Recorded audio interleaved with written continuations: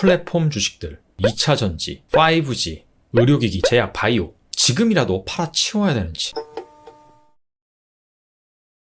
최근에 코스피 지수에 비해서 코스닥 지수가 큰 폭으로 조정을 받고 있습니다. 코스피 지수는 이달 들어서 소폭 상승한 반면 코스닥 지수 같은 경우에는 800선을 내주면서 저점 기준으로는 거의 한 8%가량 급락을 했습니다. 물론 전일 반등이 나오긴 했지만은 여전히 고점 대비로는 하락률이 상당한 상황입니다. 그 이유로는 바로 성장주의 약세 때문인데요. 많은 개인 투자자들이 투자하고 있는 플랫폼 주식들, 2차 전지, 5G, 의료기기, 제약, 바이오 이런 기업들이 최근에 크게 조정을 받고 있기 때문입니다. 그렇기 때문에 이 코스피 지수에 속한 기업들 중에서 네이버나 카카오, 셀트리온, 삼성바이오로직스 이런 기업들도 상당히 지금 수익률이 저조하죠. 그래서 오늘은 정말 이 성장주의 시대가 끝난 것인지 투자자들이 보유하고 있는 이러한 성장주들을 지금이라도 팔아치워야 되는지, 그리고 은행, 철강, 정유화학 이런 가치주로 옮겨 타야 되는지 여기에 대해서 알아보겠습니다. 일단은 왜 성장주가 최근에 약세를 띠는지 그 부분부터 알아봐야 되겠죠. 첫 번째로는 금리의 상승입니다. 미국 채권 10년물 금리인데요. 8월까지 계속해서 조정을 받았다가 8월 이후에 보시다시피 우상향하는 모습을 보이고 있습니다. 6월쯤이었죠. 성장주가 단기적으로 조정을 받고 은행, 조선, 철강 이러한 가치주들이 반짝 상승하던 그런 시기가 있었습니다. 그게 바로 이 금리 때문입니다. 이 10년물 금리가 갑작스럽게 상승을 하면서 이제 경기가 회복되는 것이 아니냐, 인플레이션이 발생하는 것이 아니냐, 이러한 기대감이 형성되면서 성장주는 약세, 가치주는 상대적으로 강세를 보였습니다. 하지만 그 이후에 금리가 다시 조정을 받으면서 다시 성장주 쪽으로 투자자들의 관심이 쏠렸고요. 그런데 지금 이 금리 추이는 6월과는 좀 다르죠. 6월은 잠깐 상승에 그쳤는데 지금은 뭔가 추세적으로 상승하는 그런 흐름이 나오고 있다. 그리고 두 번째로는 최근에 이 가치주에 속하는 섹터 기업들의 이익 전망이 점점 좋아지고 있습니다. 8월 대비 현재까지 앞으로의 1년간 벌어들일 이익 기준으로 이 컨센서스가 얼만큼 상향이 됐는지 섹터별로 구해본 다음에 이 상향률이 높은, 증가율이 높을 것으로 예상되는 그런 섹터들을 추려왔는데 비철금속, 정유화학, 윤활유, 철강, 화학, 유틸리티 이런 섹터들이 컨센서스 증가율이 높았다는 것이죠. 그래서 정리를 하면 최근에 금리 상승 그리고 경기가 회복될 것이라는 기대감이 생기면서 이 가치주 섹터에서 이익 증가율이 높을 것으로 예상되는 그런 섹터들이 많이 나타나고 있다. 그렇기 때문에 최근에 성장주가 약세를 보이고 은행이라든지 철강이라든지 에너지라든지 그런 쪽에서 강세가 나오고 있다. 그런데 왜 금리가 하락을 하면 성장주가 좋고 금리가 상승을 하면은 성장주에 안 좋은지 그 부분에 대해서 살펴보고 과거에도 그랬는지 그 부분을 한번 확인해 보면요. 위에가 국고채 3년물 금리입니다. 그리고 밑에는 가치주 섹터의 지수, 성장주 섹터의 지수입니다. 이거는 지수 산출 기관인 YGFN에서 가치주 대표 종목, 그리고 성장주 대표 종목을 시기별로 선출을 해서 구성한 지수라고 보시면 돼요. 그래서 바로 이때 금리가 2005년도부터 2007년, 8년까지 계속해서 상승하는 국면이었죠. 이때 가치주와 성장주의 지수 추이를 보면 가치주가 상대적으로 성장주에 비해서 양호한 상승세를 기록했다는 것을 알 수가 있죠. 그리고 금리가 하향 조정되는 국면, 2013년부터 2015년까지 진행이 됐는데 이때 가치주 지수는 거의 그냥 횡보하는 모습을 보였는데 성장주는 상당히 많이 상승을 했습니다. 그리고 2016년 들어서는 이때부터 본격적으로 금리 인상 흐름이 나타났죠. 이때 보시면 확실히 가치주 섹터가 성장주 섹터에 비해서 강세를 보였다는 것을 알 수가 있죠. 그리고 바로 이 코로나 위기를 맞아서 글로벌리 금리를 엄청나게 빠르게 내리다 보니까 거의 제로금리 수준에 도달을 했고 그러다 보니까 사실 빠질 때는 가치주나 성장주나 같이 빠졌어요. 그런데 반등할 때 이 탄력을 보시면 성장주는 이미 코로나 이전보다도 훨씬 더 많이 상승한 그런 흐름을 보일 수가 있고 반면에 가치주는 코로나의 한 절반 정도밖에 회복을 하지 못했다라는 것을 알 수가 있습니다. 자, 그런데 왜 금리가 약세를 띠면 성장주가 좋고 반대로 금리가 강세를 띠면 성장주가 약하게 되고 가치주가 좋을까요? 투자자들은 이런 고민을 합니다. 은행에 돈을 맡기면 내가 얼마의 이자를 받을 수 있을지. 그래서 이자를 충분히 많이 준다라고 하면 굳이 주식에 투자할 필요가 없죠. 그런데 지금처럼 제로금리 상황이다. 그렇다면 아무리 많은 돈을 맡겨도 이자를 받을 수가 없는 것이죠. 그렇기 때문에 이 주식시장에 눈길을 줄 수밖에 없습니다. 그리고 싸냐 비싸냐 그런 것들은 중요하지 않아요. 왜냐하면 금리가 이렇게 낮다라는 것은 그만큼 경기가 안 좋다는 것이거든요. 그렇기 때문에 이렇게 경기가 안 좋은 상황에서도 성장을 할 수 있는, 미래의 청사진을 투자자들한테 심어줄 수 있는 그런 주식에 집중이 될 수밖에 없다는 말입니다. 그렇기 때문에 밸류에이션, 싸냐 비싸냐 그런 거와 상관없이 성장주에 매수세가 몰릴 수밖에 없다. 반대로 금리가 막 상승하는 구간이 나온다라고 하면 그때부터는 선택의 폭이 넓죠. 이제 은행 이자도 좀 주고 하니까 원금 손실에 부담을 안고 굳이 주식에 투자할 필요가 없기 때문에 그때부터는 은행에 돈을 맡길 수도 있고요. 그래서 그때부터는 이 밸류에이션이 중요합니다. 주식이 싸냐 비싸냐.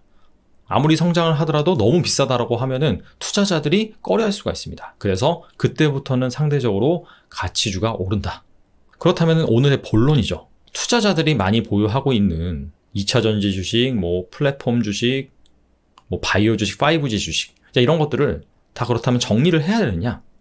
이 그래프는 코스피 지수와 금리의 관계를 보여주는 그래프입니다. 제가 여기에서 두 지점을 보여드릴게요. 바로 2005년도부터 2008년도 초 글로벌 금융 위기가 터지기 전까지, 그리고 2017년부터 2018년 초까지입니다. 이때의 공통점은 무엇이냐면 대세 상승장이었어요. 2005년도에는 코스피 지수가 1000에 도달하지 못했는데 2007년에 와서는 2000선을 돌파를 했죠.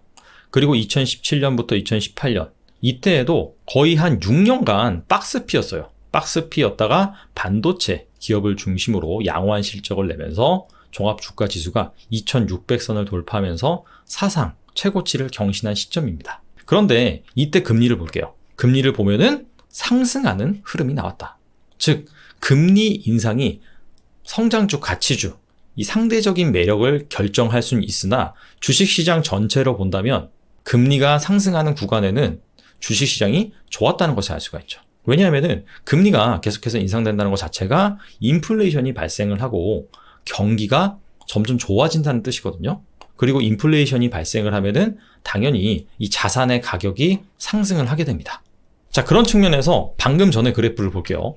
금리와 가치주 그리고 성장주의 주가 추이, 이것을 비교한 그래프를 보면 다시 한번 이 금리 인상 구간에 가치주와 성장주가 어떤 흐름을 보였는지 보시다시피 가치주가 성장주에 비해서 상대적으로 강세를 보이죠. 그런데 성장주가 안 좋았느냐? 그런 것은 아니라는 거예요. 성장주도 오르긴 올랐지만 가치주가 더 많이 올랐다. 그리고 두 번째, 2016년도 이때도 금리 인상이 한 몇 년에 걸쳐서 나타났는데 이때도 가치주가 더 많이 강세를 보인 것은 사실입니다. 그리고 초반에는 성장주가 힘을 못 쓰죠. 그런데 마지막으로 갈수록 성장주 역시 반등하는 흐름이 나타났다. 자, 그래서 여기에서 간단하게 정리를 해보면 금리가 성장주의 가치주, 이런 섹터의 상대적인 투자 매력을 결정할 수 있으나 주식시장 전체로 본다면 금리가 뭔가 바닥을 다지고 상승하는 구간에는 시장은 좋았다.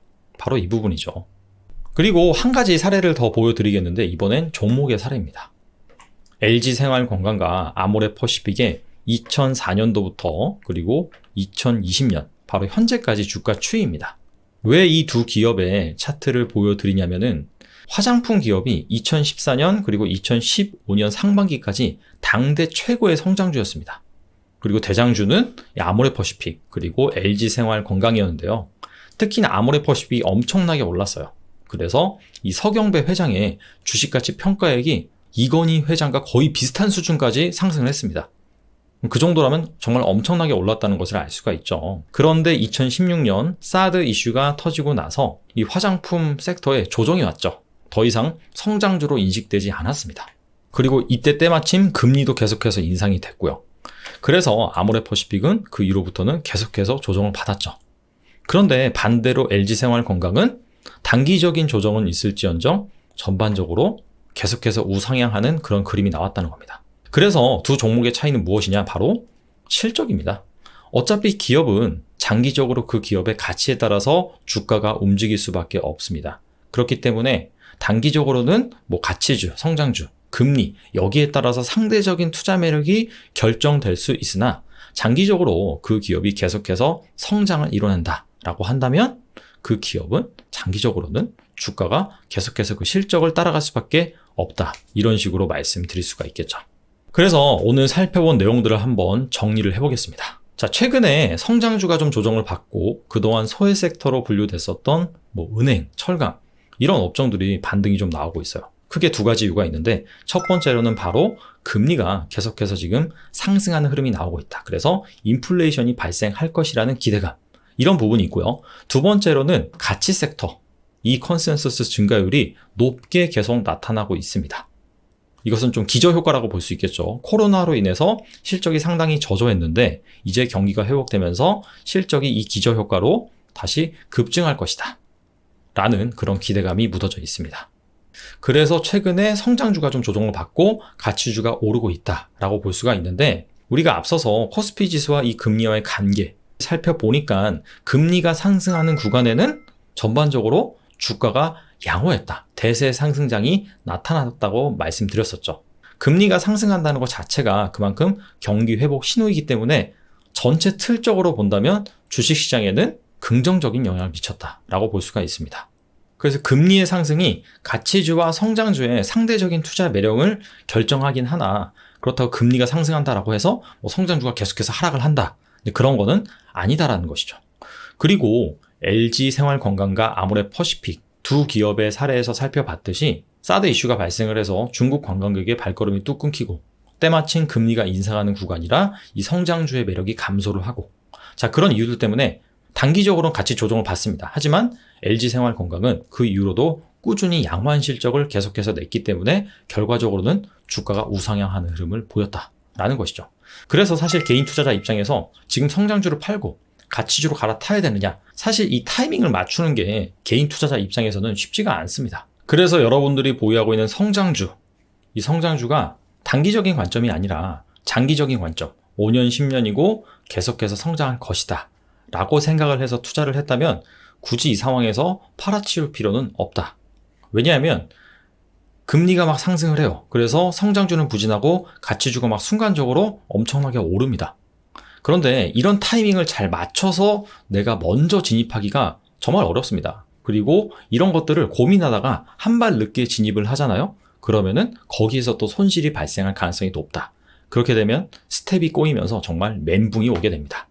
그렇기 때문에 여러분들이 정말 기민하게 움직일 자신이 있다라고 한다면 금리 상승에 따라서 가치주의 비중을 높이고 성장주의 비중을 낮출 수도 있습니다. 하지만 그런 것이 아니라면은 오히려 장기 투자 관점에서 접근을 했다면 그냥 성장주를 보유하는 것도 하나의 방법이다. 그리고 금리가 인상된다는 것 자체가 그만큼 경기가 회복된다는 신호고 그 얘기가 기업들의 실적도 좋아지고 전반적으로 주식시장의 큰 그림 관점에서는 좋은 거거든요. 전 그렇다면은 코덱스 200이라든지 지수에 투자하는 ETF에 투자하는 것도 하나의 방법이겠죠. 아무튼 오늘은 여기까지 하겠습니다. 감사합니다.